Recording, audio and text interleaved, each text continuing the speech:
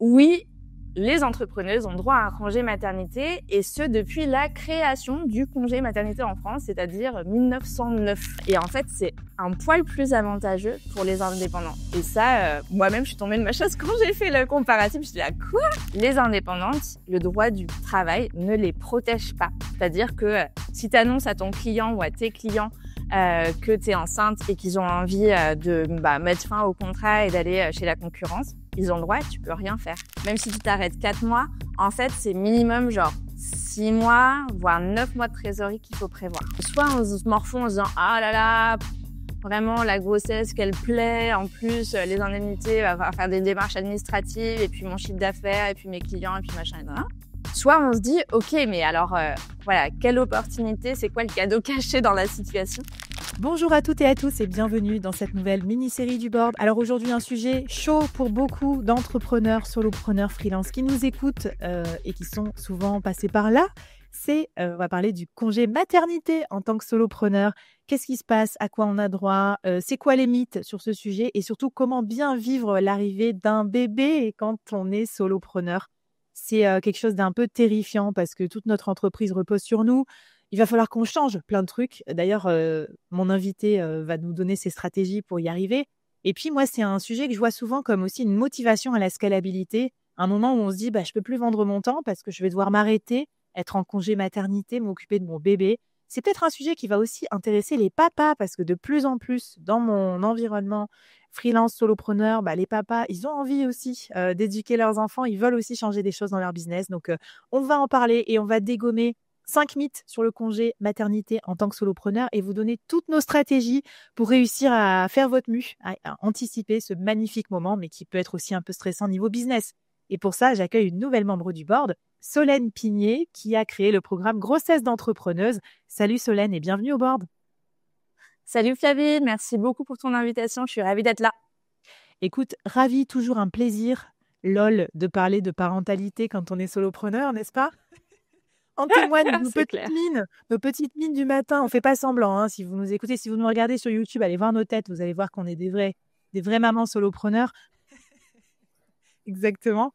Alors, on commence par quelle idée reçue ou mythe dont tu aurais envie de parler pour aborder ce sujet qui est un peu critique quand on est solopreneur. Alors, moi, le mythe numéro 1, celui que je vois passer le plus souvent, c'est la question de est-ce qu'on a droit ou pas à un congé maternité quand on est entrepreneur, quand on est solopreneur et en fonction de son statut. Et alors là, la réponse, elle est très claire. Et du coup, ça me tient à cœur de commencer par ça parce que ça m'énerve en fait quand je vois passer le contraire sur les réseaux sociaux ou autres.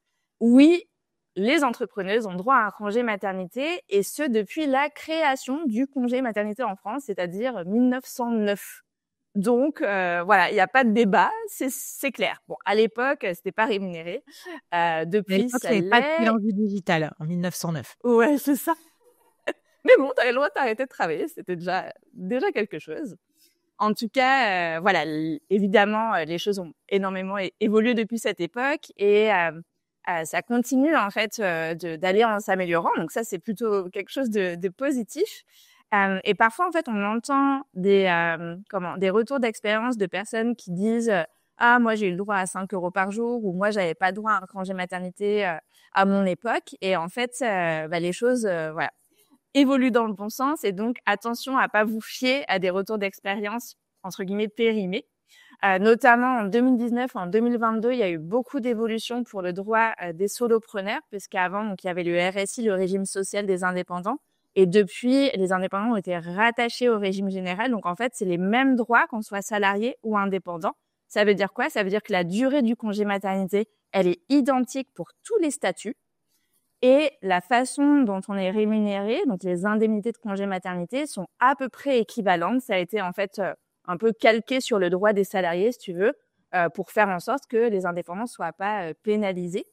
Mais il y a encore pas mal de désinformations sur le sujet, notamment il y a parfois des coopératives, des boîtes de portage salarial, voire même des avocats qui tu vois, qui disent, je vais vous aider à trouver le meilleur statut, ou alors prenez notre statut pour être salarié, pour avoir des vrais droits au congé maternité, etc.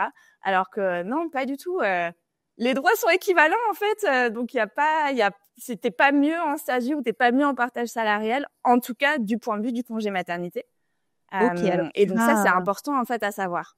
bah, super intéressant parce qu'en plus, c'est un moment où on est émotif, on peut être justement particulièrement guidé par la peur ou l'anticipation, etc. Donc, c'est trop cool. Moi, j'y connais rien. En plus, je pense qu'il y a une bonne partie de l'audience qui nous écoute qui doit être un peu phobique administratif parce que c'est pas souvent le truc qu'on préfère dans notre activité de free. Donc, comment savoir combien on va gagner pour anticiper notamment le volet financier?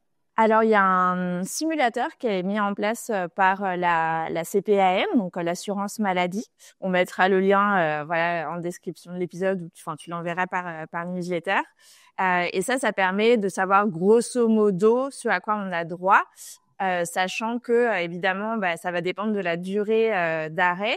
Il y a des durées minimum et maximum qui dépendent du nombre d'enfants à charge. Donc, pour un premier ou un deuxième enfant, on a droit à 8 semaines minimum et 16 semaines maximum. Et ensuite, si on attend des jumeaux, si c'est un troisième enfant, ou si par exemple, c'est notre premier enfant, mais on vit avec un conjoint qui a lui aussi des enfants dont on a la charge. Et donc, les enfants de notre foyer, en fait, voilà, portent enfin, en tout cas, on s'occupe de plus de 2 enfants Oui, c'est clair. au quotidien. Et on a le droit, en fait, à un congé plus long, voire, voilà, des modalités un petit peu particulières. Mais en tout cas, voilà, Profitons-en, ce à rare retenir, moment c'est où être minimum 8 belle-mère, semaines et ça apporte 16 un en truc. moyenne. Alors pardon, ça on s'est parlé un peu dessus, mais donc je disais, profitons-en, ce rare moment où être belle-mère t'apporte un truc. Donc super. Qu'est-ce qu'on peut faire pour en savoir un peu plus du coup sur, ces droits ou quel défi tu peux lancer aux personnes, voilà, qui viennent d'apprendre la nouvelle et qui sont en mode: «OK, bon, je vais calculer un petit peu mon congé mat et tout ça». Ouais, quand on apprend la nouvelle, ou même juste quand on a, tu sais, l'idée, le projet bébé, juste pour se rassurer, en fait. Moi, je dirais d'aller faire la simulation sur le site de la CPAM. On se rend vite compte, c'est assez facile, il y a genre 4 étapes. Moi, ce que je conseille de faire aussi, c'est d'aller comparer avec l'indemnité auquel on aurait droit en tant que salarié, juste pour bien dézinguer le mythe que on serait moins bien loti en tant qu'entrepreneur. Vous allez voir, il y a une légère différence entre les indemnités pour les salariés et les entrepreneurs, les indépendants, pardon. Et en fait, c'est un poil plus avantageux pour les indépendants. Et ça, moi-même, je suis tombée de ma chaise quand j'ai fait le comparatif. Je suis là, quoi? Parce qu'on n'en entend jamais parler, quoi. C'est rare d'avoir des endroits dans lesquels les indépendants sont mieux lotis que les salariés. Et les indemnités de congé maternité, ça fait exception à la règle. Super, super instructif. Et alors, je sais que toi, tu t'occupes plutôt des mamans entrepreneurs parce qu'elles ont tout leur business à reconfigurer, etc. Mais les papas, il y a un congé paternité ou pas? Carrément, c'est sur le même principe, en fait. Ça a été égalisé avec les salariés au cours des réformes dont j'ai parlé là, qui sont assez récentes. Et donc, oui, on a le droit au même nombre de jours que si on était salarié. Et il y a une indemnité qui est spécifique aux indépendants, mais qui est équivalente plus ou moins à ce à quoi on aurait droit en tant que salarié. Donc, les papas sont pas oubliés. Bon, hyper cool. On va avoir l'occasion aussi de vous parler de plein d'exemples d'indépendants qui ont sauté le pas, de vous raconter ça. Il y a pas mal de la parole, je trouve, se libère aussi de plus en plus sur ce sujet. Ce que je te propose, c'est qu'on passe à l'épisode numéro 2, où on va regarder aussi qu'est-ce qui va se passer en termes de droit du travail et tous ces trucs-là, parce que quand vous arrivez et que vous allez annoncer la nouvelle à vos clients, ça peut être un moment un peu délicat, un peu compliqué, comme quand on l'a annoncé à son employeur. C'est un moment qu'on redoute souvent en tant que femme. Et en tant que solopreneur, ça peut aussi créer quelques petites frictions. Donc Solène va nous débunker tout ça dans l'épisode 2. Alors, comment ça se passe vis-à-vis de son, alors je vais pas dire employeur, mais vis-à-vis de ses clients? Parce que tu es d'accord que beaucoup de freelance, solopreneurs redoutent le moment d'annoncer. Moi, j'ai entendu des gens qui en parlaient pas trop, de peur de perdre des missions, etc. Quel est ton avis là-dessus? Alors, c'est quoi nos droits? Et puis peut-être aussi, qu'est-ce qu'on doit faire comme stratégie? Ouais. Alors, le premier épisode était hyper positif pour mettre, tu vois, la bonne ambiance. Le deuxième, je vais un petit peu casser l'ambiance parce que pour le coup, je suis d'accord, faut être hyper prudent. Pourquoi? Parce que en fait, quand on est salarié, comme tu le disais en intro, on est protégé par le droit du travail. C'est-à-dire que notre employeur, à partir du moment où on annonce sa grossesse, il n'a pas le droit de nous virer. Et il y a voilà des choses qu'il doit mettre en place, et notamment notre reprise de congé maternité pendant 8 semaines, pendant 2 mois. Pareil, interdiction voilà de nous mettre enfin voilà de virer les femmes enceintes. Elles sont protégées. Les indépendantes, le droit du travail ne les protège pas. C'est-à-dire que si tu annonces à ton client ou à tes clients que tu es enceinte et qu'ils ont envie de mettre fin au contrat et d'aller chez la concurrence, ils ont le droit, tu peux rien faire. On parle des clients, mais je pense aussi peut-être à des partenaires, à des collaborateurs. Moi, j'ai une femme que j'ai interviewée pour le podcast Grossesse d'entrepreneuse qui racontait, elle avait une boutique de robes de mariée, et en fait, ses collaboratrices avaient genre 5 salariés, et elle comptait beaucoup sur elles pendant son congé maternité, parce qu'elle se disait bon voilà, moi je vais m'arrêter de travailler, mais elles sont autonomes, ça fait longtemps qu'on bosse ensemble, donc ça va bien se passer, quoi. Elles vont pouvoir tenir la barre pendant que moi je maternerai. Et en fait, ces salariés, elles ont pris peur en disant mais la boîte elle va couler quand Olivia elle va s'arrêter de bosser et tout. Et elles ont commencé à postuler ailleurs, et en plus à s'entraîner les unes les autres, parce que la peur de l'une, tu vois, faisait flipper les autres. Attends, si machin elle part, comment on va faire? On sera plus que 4, machin. Et en fait, elles ont toutes quitté le navire, et la pauvre elle s'est retrouvée en congé mat, mais sans plus personne pour tenir la boutique, et elle a fermé. En fait, elle a mis la clé sous la porte. Donc bon, c'est un petit peu extrême comme exemple, mais je le donne parce que c'est juste pour dire attention. Peut-être que vous dites mais non, ça ira, voilà, je m'arrête, je suis indemnisée, ok, bon voilà, il y a pas mort d'homme. Mais les gens autour de vous, ils peuvent avoir des peurs qui leur sont propres, parce qu'ils ont leurs propres expériences, ou parce que malgré tout, on est dans une société patriarcale qui voilà, qui fait que la maternité, c'est un truc qui est pas hyper valorisé, et qui est parfois envisagé comme antinomique avec une activité professionnelle. Et donc, il y a certaines personnes, des investisseurs aussi, qui peuvent se rétracter, etc. Ouais, Donc, surtout, l'idée, ça va être de... Ouais. Surtout qu'on est, tu vois, quand même, notamment dans les freelances, dans une société très productiviste. On ne prend pas un freelance pour le plaisir, tu vois, donc on le prend pour réaliser certains objectifs et certains résultats. Et même si on est capable d'un certain degré d'asynchronicité, tu peux pas non plus ne pas travailler du tout pendant 3 mois, parce que asynchrone, ça veut dire quand même bosser à d'autres moments. Mais si c'est reporté dans 3 mois, je comprends tout à fait que les clients ils disent, alors attends, voilà. Moi, j'avais enregistré une table ronde sur la parentalité. On était avec WeMind, avec Laura de la Collab, etc. et Papatriarcat, et on a partagé des cas. Et Laura me disait que justement, elle, quand elle a annoncé sa grossesse, ses clients, elle a senti que il se réengageait pas sur l'avenir, quoi. En gros, il finissait les travaux en cours, mais il y avait un petit côté, bon, comme on ne pourra pas compter sur elle, on va passer par quelqu'un d'autre pour les futurs projets, le futur site internet, le futur machin. Ça, c'est un truc que tu vois aussi chez les indépendants? Énormément. Ouais. Oui, voilà, et parfois c'est même pas par méchanceté, genre voilà, ils nous discriminent. C'est juste de se dire bon ça se passe hyper bien avec machin. Ah tiens, on a tel autre projet. Ah oui, mais non, alors attends, parce qu'elle est enceinte, donc cet autre projet, on va plutôt se tourner vers bidule. Enfin voilà, c'est juste comme tu dis, on est dans une société productiviste, et c'est pas par méchanceté ou par volonté de nuire, c'est juste que voilà, naturellement, ils vont se porter vers d'autres personnes. Alors, je Du pense coup, l'idée, on vas-y, verra ouais. dans les stratégies, mais je pense que effectivement, l'apport d'affaires, moi, j'en parle souvent comme une des techniques de scalabilité les plus faciles, entre guillemets, à mettre en place, parce que c'est pas très tech, c'est juste trouver des gens qui font le même métier que vous. S'il y a bien un moment où il faut le mettre en place, c'est peut-être à ce moment-là, pour que tant qu'à faire, s'ils vont voir Bidule, Bidule en question vous reverse 10% de la mission du client. Ça vous fait ça fait quoi? Ça fait un mois de chiffre d'affaires, en fait, 10% presque, en tant que freelance. Donc, c'est peut-être pas mal. Euh, qu'est-ce que tu as d'autre comme risque, ou qu'est-ce que tu nous conseilles de faire justement pour éviter de se retrouver avec un trou de chiffre d'affaires? Et d'ailleurs, est-ce que tu sais à peu près quelle est la proportion de baisse de chiffre d'affaires pour les entrepreneurs qui partent en congé mat? Alors, ça, c'est quelque chose que moi, j'adorerais étudier de manière scientifique. Pour le moment, j'ai beaucoup de retours d'expérience, mais tu vois, c'est sur 150 retours d'expérience, donc je peux pas vraiment donner des stats, mais s'il y a quelqu'un qui m'écoute, qui veut bien sponsoriser une étude scientifique, moi, je suis dispo à fond. À fond, à fond. Toujours est-il que oui, voilà, moi ce que je vois parce que donc j'ai ce podcast Grossesse d'entrepreneuse où je reçois beaucoup de témoignages, puis parce que je m'intéresse au sujet depuis 2023, j'ai collecté environ 150 retours d'expérience. Et donc oui, il y a une baisse de chiffre d'affaires, c'est-à-dire que c'est pas juste pendant les moments où on s'arrête de travailler, les 4 mois là qu'on est indemnisé par la Sécu, il y a aussi avant le chiffre d'affaires qui baisse, et après, on le verra dans un prochain épisode, faut le faire remonter. Et du coup, même si tu t'arrêtes 4 mois, en fait, c'est minimum genre 6 mois, voire 9 mois de trésorerie qu'il faut prévoir. Ok, Il y a aussi un risque accru d'impayé, notamment si on s'interdit de facturer pendant son congé maternité. Ça, c'est une autre idée reçue. On s'engage à pas travailler, en fait, pour pouvoir toucher ses indemnités.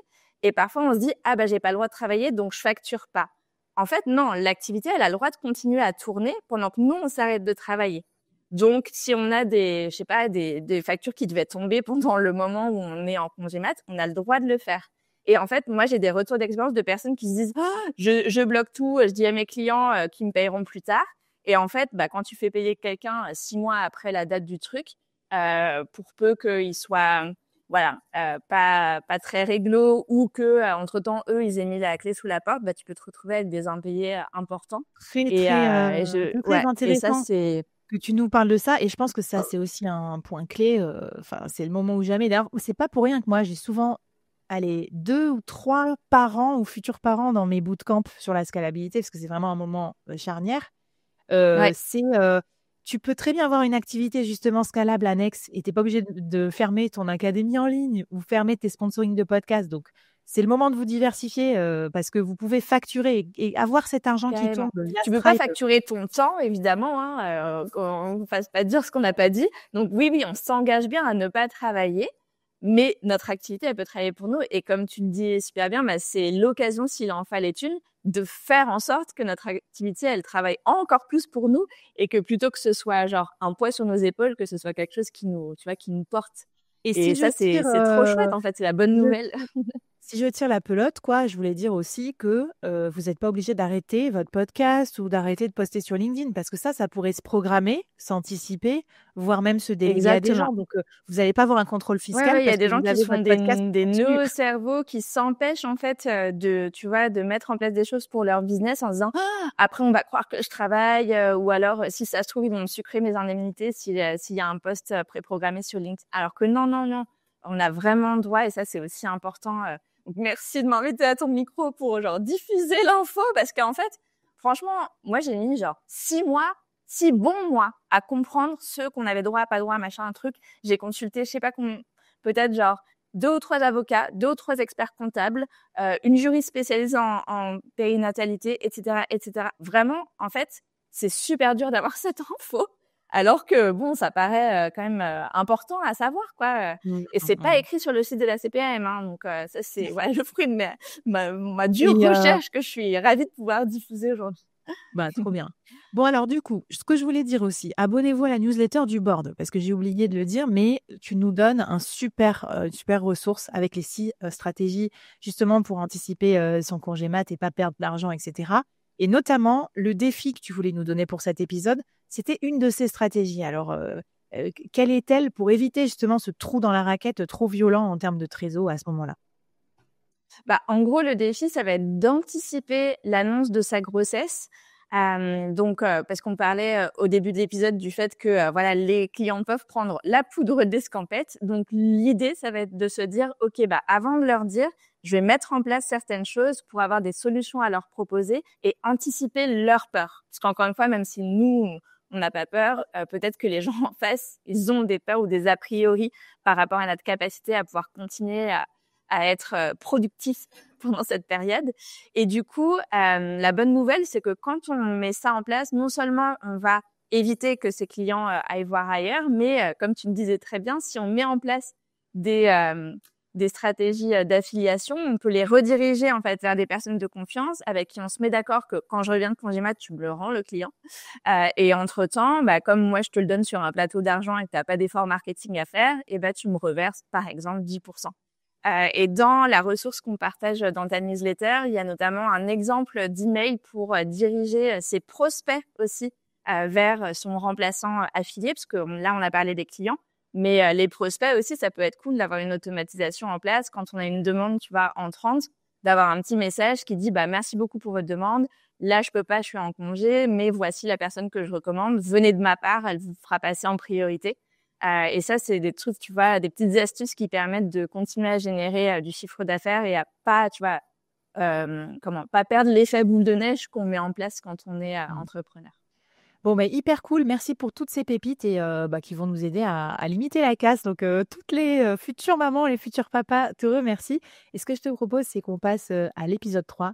On va voir en fait qu'est-ce qu'il va vraiment falloir changer en termes d'organisation et d'état d'esprit pour, entre guillemets, bien anticiper cette période-là. C'est parti. Alors, Solène, tu me disais, il y a une vraie différence quand même quand on prend un congé maternité entre quand on est salarié et quand on est entrepreneur. Et qui plus est solopreneur en plus, où on n'a même pas d'équipe à qui est déléguée. Enfin, c'est pas aussi précis que ça. Est-ce que tu peux me parler de peut-être de cette transformation aussi personnelle, mais aussi business qu'on va devoir faire contraint et forcé? Ouais, en fait, on l'a vu dans les premiers épisodes, le droit au congé maternité, il a été aligné sur celui des salariés. Donc, on peut se dire, chouette, bonne nouvelle, on n'est pas discriminé. Sauf qu'en fait, c'est un peu le problème, c'est-à-dire qu'il n'a pas du tout été réfléchi pour coller à la réalité du soloprenariat. Il y a notamment donc cette baisse de chiffre d'affaires dont on parlait dans le deuxième épisode, que moi j'estime à peut-être 6 à 9 mois quand on s'arrête de travailler 4 mois. Et puis les charges qui continuent pendant le congé, parce que je sais pas, si on a un comptable par exemple, on n'arrête pas de le payer tous les mois pendant son congé maternité. Si on utilise des outils informatiques, pareil. Si on a, on a tous des charges. Pour certains, c'est quelques dizaines, quelques centaines d'euros par mois. Pour certaines professions, c'est des milliers d'euros. Tu vois, les professions libérales qui ont des cabinets et tout, les charges, elles sont hyper importantes et les à peu près 3 000 euros par mois de congé mat, elles ne couvrent pas du tout ça, en fait. Elles sont là pour compenser notre salaire, pas notre baisse de chiffre d'affaires. Comment on fait justement pour faire face à ce décalage entre ces charges et une indemnité de congé maternité qui va être sans doute insuffisante pour couvrir les charges? Qu'est-ce que tu nous recommandes? En fait, moi, ce que je propose, ça va être de le voir comme une opportunité. C'est-à-dire que soit on se morfond en se disant « Ah là là, vraiment la grossesse qu'elle plaît, en plus les indemnités, va falloir faire des démarches administratives et puis mon chiffre d'affaires et puis mes clients et puis machin et voilà. » Soit on se dit « Ok, mais alors voilà, quelle opportunité, c'est quoi le cadeau caché dans la situation ?»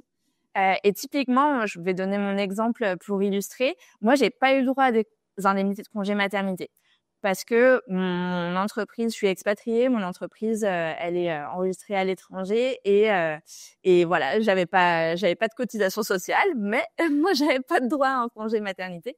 Et donc, en fait, ça m'a forcée à l'autofinancer. Et en fait, je m'en suis hyper bien sortie parce que j'ai mis en place des stratégies pour justement me permettre de quand même pouvoir m'arrêter de bosser le temps d'accueillir mon bébé. Et ça, en fait, ça a eu des impacts positifs à hyper long terme sur mon business parce que j'ai mis en place des choses pour booster mes ventes en amont en fait du congé mat pour avoir de la trésorerie d'avance finalement. Donc, comment on décorrèle son temps de ses revenus. Et puis aussi, pendant le congé maternité, des automatisations, de la délégation. Peut-être que, tu vois, je procrastinais un petit peu à faire ou je me disais que, voilà, ça a l'air un peu compliqué, je ferai ça plus tard, je verrai quand je serai à tel ou tel stade de développement. Et en fait, je les ai mis en place pour le congé mat et derrière, ça a complètement fait passer l'activité à un cap supérieur. Et du coup, l'idée, en fait... C'est hyper intéressant, je rebondis sur ce que tu décris parce que je trouve que le congé maternité, c'est suffisamment long pour qu'on se sente obligé de le faire. Et moi, je vois l'effet pernicieux de prendre des vacances. J'essaye un peu, mais je me dis, bon, au pire, je prends 2 semaines de vacances. Quand je reviens, je m'en occuperai quand je reviendrai. Donc, en fait, tu n'as pas du tout la même pression à vraiment mettre tes trucs au propre et avoir des process bien propres. Moi, je l'ai fait un petit peu quand même pour accueillir plus de freelance qui bossent avec moi. J'ai dû mettre mes trucs au propre. C'était bien relou, mais vraiment aujourd'hui, je suis très contente parce que tous les jours, je ressens les bienfaits d'avoir délégué quelques heures par-ci par-là pour mon podcast, pour l'assistance virtuelle. Donc, ce que tu décris, je peux que mettre un +1, quoi, parce que vraiment, c'est tellement fondamental. Mais comment tu as trouvé le temps pour faire tout ça alors que déjà tu manquais de temps et que peut-être tu étais fatiguée parce qu'il ne faut pas oublier ça aussi, hein, vous allez vous aurez beaucoup de rendez-vous médicaux, vous allez pas avoir la même pêche. Moi, par exemple, j'avais des nausées, je ne pouvais pas rester devant l'ordinateur. C'est quand même chiant quand tu es dans le digital. Ah, Donc vraiment, je ne supportais pas de rester assise et à mon ordinateur. Bon, j'ai écouté beaucoup de podcasts, tu me diras, mais bon, c'est pas ça qui fait rentrer du chiffre d'affaires. ouais, bah, alors, là, moi, j'ai un cas encore plus particulier parce que moi, j'ai en fait été atteinte d'une pathologie qui s'appelle l'hyperémèse gravidique. Tu parlais des nausées. Moi, j'ai eu des vomissements vraiment incoercibles pendant 9 mois. Donc, en fait, je pouvais plus bosser que peut-être 2-3 heures par jour, grand max, les jours où j'arrivais à bosser. Et j'ai été hospitalisée à plusieurs reprises. Enfin, j'ai eu un état de santé vraiment très. J'ai perdu énormément de poids. Donc en fait, quand tu t'alimentes pas, c'est pas juste quand tu vomis beaucoup, tu peux pas t'alimenter. Donc c'est pas juste que ça prend du temps d'aller aux toilettes vomir. C'est aussi que au bout d'un moment, quand t'as rien avalé depuis des jours, ton cerveau, c'est dur quoi, de se concentrer et de produire quelque chose. Et donc bon, je vais devoir résumer un petit peu mon histoire, ça va pas rentrer dans le podcast, mais en gros, ça a été hyper dur à vivre physiquement et psychologiquement parce que moi j'avais tout anticipé, tout bien prévu et tout pour mon congé mat et là ouais tout mon plan il s'effondrait total. Et en plus, j'étais au bord de la dépression parce que moi, mon activité, c'était mon premier bébé. Tu vois, ça faisait 5 ans que j'étais à mon compte. L'année d'avant, je venais de passer le cap des 100 000 euros. J'étais genre vraiment sur ma rampe de lancement en mode ouais, je dépote tout. Et là, bam, mon corps qui arrête de pouvoir être productif. Et donc, c'était super dur à vivre, mais j'ai trouvé le petit truc. J'ai fait de la limonade avec les citrons, comme on dit parfois en anglais. En gros, je me suis dit, OK, bon, là, je peux plus faire mon activité comme j'aurais voulu, mais il me faut un truc intellectuel et ça me déprime trop que mon activité soit freinée par la maternité. Qu'est-ce que je peux faire? Je peux écrire un livre, parce que ça, tu peux le faire entre deux vomis, depuis ton lit. Ouais, c'est badass. Et ouais, et du coup, je me dis voilà, ça c'est un truc ambitieux, ça c'est intellectuel. Bon, ça va pas ramener du C à court terme, Oui, mais mais c'est tu le vois, truc que tu c'est aurais quelque jamais. chose qui va servir mon activité. C'est le truc que tu aurais jamais pris le temps de faire en plus de toute façon. Donc c'est bien quoi. Tu t'es dit allez challenge quoi, défi, trop bien. C'est ça. Et le livre est sorti du coup aux éditions Duno après ma grossesse et ça a fait complètement exploser la demande pour mon activité. J'avais 4 personnes dans mon équipe, on est passé à 9. Tu vois, j'ai démultiplié mon chiffre d'affaires, mon impact par genre 100. Enfin, voilà, c'était fou. Et ça, j'aurais jamais pu le mettre en place si j'avais pas eu la tuile entre guillemets d'avoir cette pathologie de grossesse. Donc, en gros, l'idée, c'est de se dire, même si vous n'êtes pas dans mon cas à moi, qui est quand même très particulier, se dire, OK, il y a un ralentissement, il y a des difficultés, comment on va faire pour transformer ce truc-là, pour avoir la résilience de créer quelque chose peut-être de différent de ce qu'on aurait pu faire, mais qui va, voilà, pourquoi pas être un déclic ou en tout cas faire passer un cap dans le développement de sa boîte. Ouais, très admiratif de tout ce que tu as fait, de ton business aussi qui est super intéressant, super utile. Et puis voilà, tu es passé dans la presse, tu as fait tous ces efforts hein, pour moi vraiment de solopreneur, justement diversifié pour consolider. On en parlait aussi en préparant l'épisode avec des revenus en partie scalables, donc différents produits. Donc c'est hyper chouette. Je pense aussi à Manon Verbeek, dont j'avais beaucoup aimé suivre l'aventure. Elle a appelé ça le plan Baby Stripe, où elle a documenté dans sa newsletter tout ce qu'elle a dû changer dans son modèle. Elle est designeuse, donc elle vendait son temps. Qu'est-ce que je fais pour changer ça, pour accueillir mon futur bébé, mon futur congé mat. Donc, n'hésitez pas à aller suivre ça. Et puis, on va vous mettre ça aussi dans la newsletter avec les stratégies Ouais, que j'ai tu nous son dis. interview dans Grossesse d'entrepreneuse parce Ah, qu'en fait, trop bien. sa deuxième grossesse, elle était devenue maman solo. Donc, en fait, ils se En sont plus. séparés alors qu'elle était enceinte. Et donc, elle s'est dit, non, mais attends, faut que j'assure financièrement. Et je suis enceinte d'un deuxième, fatiguée, je vends mon temps, et il va falloir tout changer. Et c'est hyper Solo au intéressant, carré. effectivement. Ouais, exactement. Solopreneur et maman solo. Solo double. Et du coup, c'est canon ce qu'elle a mis en place. Donc, ouais, c'est un super exemple, effectivement. Bon, bah, trop bien. Eh ben, ce que je te propose, c'est qu'on finisse par justement toutes les stratégies d'anticipation qu'on peut mettre en place pour anticiper son congé maternité. C'est parti pour le dernier épisode. On va voir ça toutes les deux dans l'épisode suivant.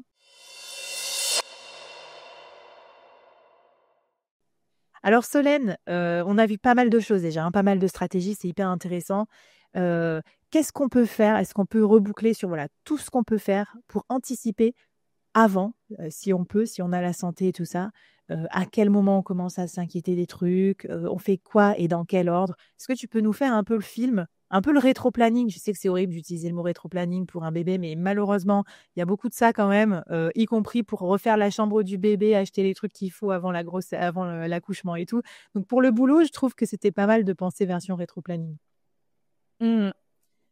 En fait, pour moi, on peut commencer à se préparer bien avant d'être enceinte. À partir du moment où l'idée, l'envie commence à germer, c'est pas trop tôt. Parce que moi, je vois beaucoup d'entrepreneuses qui se disent bon, bah, je verrai quand je serai enceinte. Et en fait, bah, quand on est enceinte, le premier trimestre, pardon, souvent, on est au fond du trou. Il y a des hormones qui font qu'on a de la narcolepsie, donc on a besoin de dormir énormément. Déjà, si tu arrives à maintenir ton activité à flot minimum syndical au premier trimestre, c'est bien. Donc, c'est pas le moment où tu vas te rajouter le rétro-planning de comment je vais m'organiser et tout. Donc, idéalement, on le fait avant. Après, pourquoi c'est important d'anticiper? C'est parce que sinon, qu'est-ce qui se passe si on se dit bon bah ok, je fais mes papiers, bam, j'ai mes indemnités de congé mat. Bah, on l'a vu dans les épisodes précédents, il y a les clients qui peuvent partir en courant. Mais aussi, après le congé mat, on va mettre longtemps, en fait, à retrouver son niveau de chiffre d'affaires habituel. Parce que, bah, on est en plein postpartum, parce que on a arrêté de communiquer pendant 4 mois. Enfin, voilà, les algorithmes, ça leur plaît pas. Et puis, voilà, on est aussi dans un moment de vie où on a besoin d'être porté et ça peut être lourd en fait, cette charge d'être entrepreneur dans cette période-là. Donc, anticiper pour faire en sorte que l'activité puisse continuer à tourner, qu'il y ait aussi une présence marketing en notre absence. Encore une fois, on a le droit, même si nous, on ne travaille pas, notre activité, elle peut travailler pour nous. Et ça va permettre de revenir avec un carnet de commandes un peu plein, ou en tout cas en partie rempli. Et c'est beaucoup plus facile en fait de reprendre son activité par du travail client que par du travail de prospection. Parce que le travail de prospection, quand tu as la trésorerie dans le rouge et que t'es hyper fatigué par les nuits hachées et tout, c'est pas le meilleur moment, quoi. Pas ce que j'aurais envie de Donc, faire en premier, clairement pas. ouais. Et tu as raison de dire aussi que quelque part, quand on est dans l'exécution d'une mission client, on se pose pas de questions, quoi. On est un peu en mode automatique, c'est rassurant. Alors que si en plus on revient avec plein de questionnements et qu'on est là, mais quelle va être ma stratégie? Attends, c'est qui ma cible? Comment je peux les contacter? Ça va demander beaucoup d'efforts au cerveau. Je pense peut-être pour celles qui sont pas encore mères, on idéalise vachement aussi l'arrivée du bébé, alors qu'on sait que quand même je sais plus comment ça s'appelle, le 4e trimestre ou le postpartum, Mmh. c'est un moment difficile quand même et c'est pas le meilleur moment, enfin pas pour toutes les mamans. Ça peut être un moment à risque aussi d'être vraiment un peu déprimée, etc., d'être vraiment fatiguée. Donc, ouais, tu disais peut-être pas anticiper son retour, mais pas non plus se dire le jour 1, post-congé mat, je vais être à 100% de mes capacités et je vais vraiment être la queen, quoi. Ouais. Moi, je préconise en fait un retour progressif. C'est souvent ce qui est très mal vécu par les salariés, c'est de devoir, tu sais, tu passes de je suis 100% à mon bébé à bam, je reprends le travail, paf, 9h, 18h, allez, boum, boum, réunion. Et c'est hyper dur pour le corps, en fait. Tu peux pas suivre ton cerveau. Il a besoin de plus d'aération que ça. Et c'est génial quand on est à son compte, c'est qu'on est son propre patron, donc on peut être le meilleur patron du monde ou la meilleure patronne du monde, et du coup, s'octroyer des conditions de travail qui vont être propice en fait à une acclimatation, parce que ça demande un petit temps d'acclimatation. C'est un peu comme tu sais quand tu rentres de vacances et que tu sais les premiers jours tu as besoin de te remettre un peu dans le bain. Bah là c'était pas 2 ou 3 semaines de vacances, c'était 4 mois d'arrêt. Et donc oui voilà, c'est la reprise du travail. Est-ce que tu parlais du 4e trimestre? Ça s'appelle même le 5e trimestre, de fifth trimester. En tout cas, en anglais, voilà, c'est hyper connu. En français, on n'en parle pas beaucoup. Mais moi, j'aime bien le mot de trimestre pour parler de cette période parce que ça se fait pas du jour au lendemain. Il faut vraiment l'envisager comme quelque chose qui va s'étaler sur plusieurs semaines, plusieurs mois avant de retrouver son rythme. Peut-être jamais le rythme d'avant. Spoiler. Mais en tout cas de retrouver mal, hein. un rythme voilà un bon rythme, ça prend plusieurs mois et donc ça s'anticipe. Et je fais Dernier un point pour rebond lequel ouais un vas-y. rebond sur ça parce que, bah, tu as eu la gentillesse de m'interviewer dans ton podcast et on en avait parlé et moi franchement, bah, si ça moi je veux aussi documenter ça aussi en public. Je fais pas des si grosses journées que ça, hein, moi, depuis que j'ai les enfants. Je suis obligée, je dois faire, je pense, 9h, midi, enfin, allez, non, même pas, parce que je vais au sport le matin, donc 10h30, midi et demi. Et après, je fais genre 14h, 17h, parce qu'après, je dois aller les chercher ou quoi. De temps en temps, je me fais une petite nocturne dans la semaine, parce que moi, je suis un animal nocturne, mais c'est tout. Donc ça, c'est pas des grosses journées. Et ce que je voulais dire, c'est que c'est pas plus mal, parce qu'après, vous avez un autre rythme, et cet autre rythme, il vous aide à être plus productif. Et voilà, bon, c'est une petite parenthèse pour dire qu'on peut quand même faire 100 000, 200 000, 300 000 ou plus, et avoir ce rythme-là. C'est pas du tout incompatible. Donc peut-être qu'après, vous allez kiffer justement avoir ce petit rythme un peu plus contraint. Enfin, moi, Ouais. je regrette pas la Flavie carriériste qui faisait 12 ou 14 heures par jour d'avant. En fait, je me demande ce que je foutais, quoi, tout Mmh. simplement.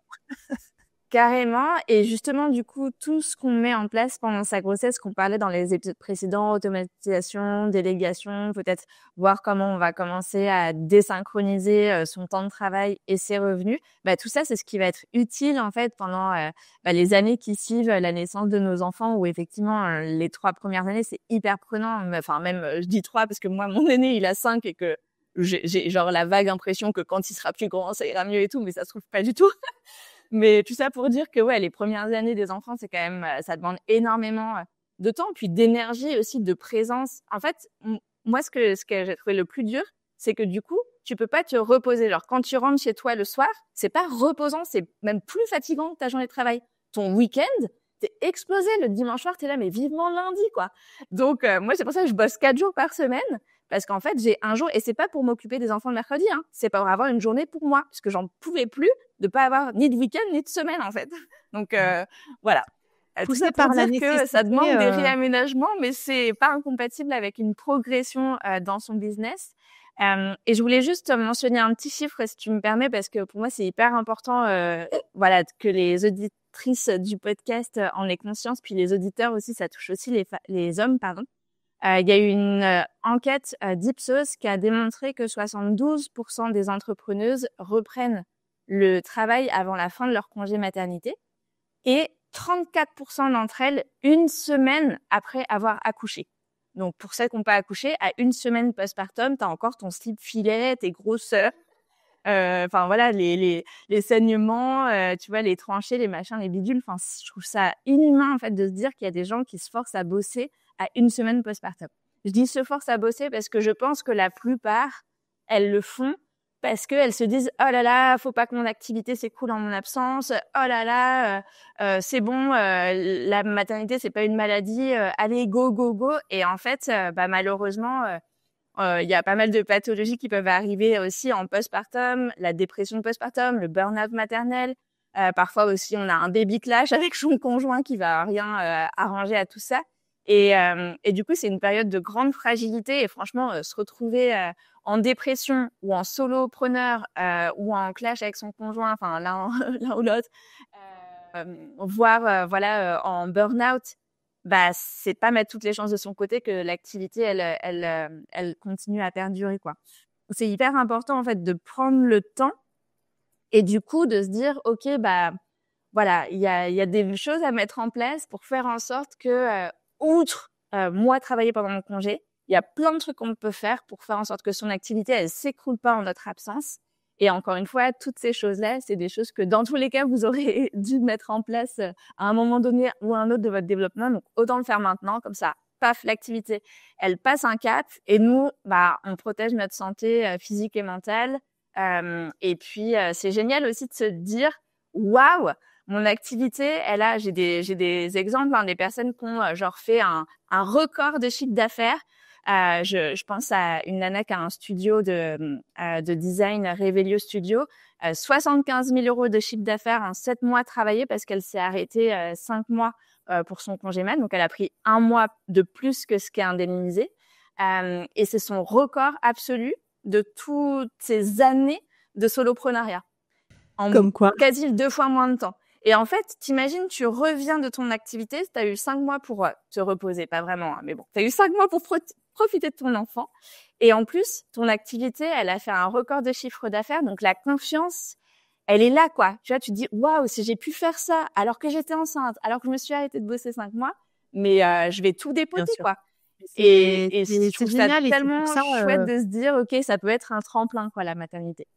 C'est hyper bien, c'est génial. C'est pour ça qu'on a fait cette émission. Moi, je crois beaucoup et énormément aux vertus de la préparation. J'en parlais encore plein de fois là sur la peur de se lancer en freelance quand on est salarié, la peur d'avoir son premier enfant, son deuxième enfant, de tout ce que ça a déstructuré. Franchement, en posant votre plan, votre prévisionnel mois par mois, en regardant combien il vous reste de clients à signer avant de partir, etc. Toute cette peur, elle va quand même en grosse partie disparaître, en tout cas pour le côté financier. Et puis après, on pourra aller voir aussi tous tes services, etc. Solène, on vous met un code promo, enfin pas un code promo, mais une petite promo si vous voulez participer, si c'est votre cas. Dans la newsletter du board, allez voir en tant qu'auditeur, auditrice, vous aurez un petit cadeau de la part de Solène. Un grand merci d'avoir été avec nous et d'accompagner le futur congé mat ou congé pat, peut-être de certains freelances ou solopreneurs qui nous écoutent. Prenez soin de vous, votre santé physique et mentale, c'est hyper important. Et n'oubliez pas que vous êtes solopreneur aussi pour kiffer votre vie. Alors voilà, je trouve ça très chouette que tu nous ramènes un petit peu, tu nous remettes l'église au centre du village. Voilà, devenir parent, c'est quand même quelque chose de chouette, même si on se plaint tous les jours que c'est fatigant. Donc voilà, profitons-en aussi en tant que solopreneur. Il n'y a pas de raison que ce plaisir ne soit que du côté des salariés. Merci beaucoup Solène d'avoir été avec nous. Et puis à toutes et à merci tous. à toi Flavie. Merci. Et je vous dis à la prochaine dans les prochaines mini-séries du board. Bye bye.